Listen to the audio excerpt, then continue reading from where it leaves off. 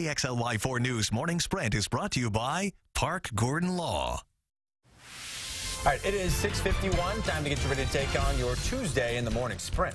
Caroline Flynn live showing us around a new locally owned bread shop in Browns Edition. And Mark Peterson says more wet weather and possibly some thunderstorms are on the way. But first, a Spokane City Council member working to introduce a homeless bill of rights. The concept is already sparking debate. A screenshot of the bill posted on the Spokane Police Guild Facebook page says it would not allow harassment or intimidation of homeless people who are resting or setting up shelters in outdoor spaces in a non-obstructive way. Among other things, it also says if the city were to dispose of anyone's belongings, it would be financially responsible. City Council President Ben Stuckert said he does not believe this bill has any council support. There's no timeline for when it could be brought before Spokane City Council. Running and yelling through the streets and burning couches in Charlottesville, Virginia last night after the University of Virginia won its first ever NCAA men's basketball championship. The final game of March Madness went into overtime for the first time in 11 years. In the end, Virginia outscored Texas Tech 85-77. Cavaliers head coach and former WSU head coach Tony Bennett now has his first national title 10 years after leaving Pullman. Attorney General William Barr has now arrived on Capitol Hill, where he will face members of Congress for the first time since Special Counsel Robert Mueller's investigation wrapped up late last month. Today's testimony is actually a budget hearing, but for a panel of House members, it's a chance to finally ask the Attorney General about the Special Counsel's findings. Barr is currently working to redact Robert Mueller's roughly 400-page report. He has previously said that redacted version should be ready to give to Congress by mid-April. It's not clear how much Barr will be willing to say today, if anything, about the Mueller report, but that won't stop lawmakers from asking about it.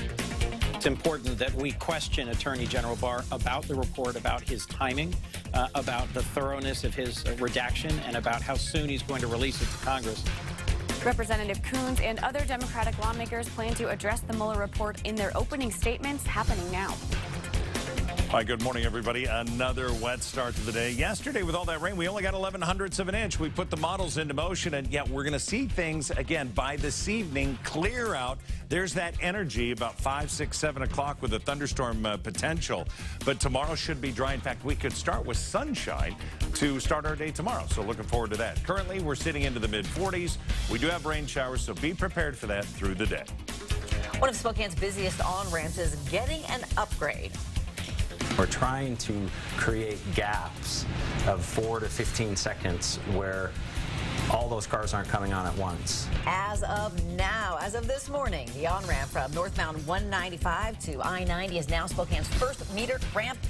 The ramp splits into 2 lanes. Each one has its own traffic signal. The ramp signals will be active during peak commute hours on weekdays from 6:30 to 9 a.m. and 2 to 6 p.m. The fine for disobeying the traffic light is $136. The start of a new construction project will mean the partial closure of some streets in northeast Spokane this morning. Eastbound Euclid between Market and Freya and Rouse Street from Euclid to Cortland will be closed starting today for a water and sewer project. If the area is part of your commute, expect some slowdowns from now into the summer.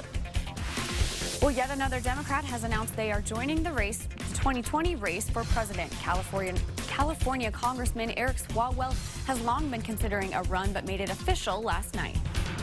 I see a country in quicksand, unable to solve problems and threats from abroad, unable to make life better for people here at home. Nothing gets done. Swalwell just became the 18th Democrat to join the race. They include 6 sitting senators, 3 sitting House representatives, 2 mayors, 2 former congressmen, and a former governor. Washington's Governor Jay Inslee is the only sitting governor in the race so far. We are still a year and a half away from election night, and there are a few other big names still considering running, so we're likely to hear several more candidates announce their presidential plans in the coming months. Actress Felicity Huffman has now admitted she is guilty. The Desperate Housewives star is apologizing for her role in the massive college admissions cheating scam. Investigators say Huffman paid $15,000 to a fake charity to facilitate cheating for her daughter on the SAT. Huffman said in a statement that she is ashamed of the pain she caused her family and the education community. She now faces up to 20 years in prison, but prosecutors will recommend less than that in exchange for her guilty plea. From noon to 8 o'clock tonight, it is free cone day at Ben & Jerry's, and you could get your free scoop from one of us. I'll be serving up free ice cream at the River Park Square Ben & Jerry's from noon to 1. Mark will be there from 3 to 4 with the Boys and Girls Club.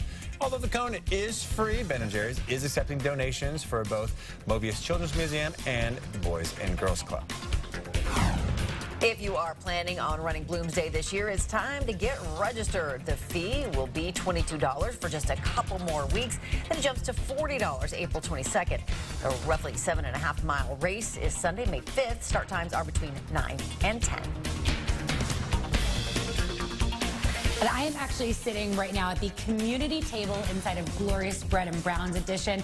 The hope for this space is if you've got a book club or maybe your office needs to have a little bit of a retreat, you come in here, you enjoy some bread, some delicious dips, and of course the olive oils and vinegars, and just have a great good old time. It's open now in Brown Edition on Riverside in the Ladder Building.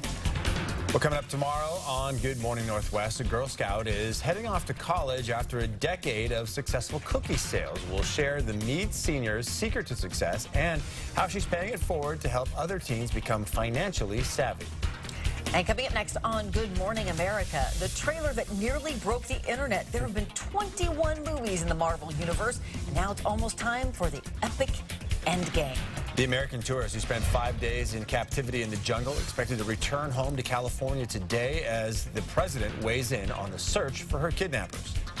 All right, over the next 7 days, we're going to have spring weather. It's going to be showers today, dry tomorrow, showers on Thursday, and then dry Friday, it would appear. Look for the weekend to have more showers, at least a 50% chance, mid-50s expected. All right, Mark, thank you very much. GMA starts right now. We'll see you throughout the morning.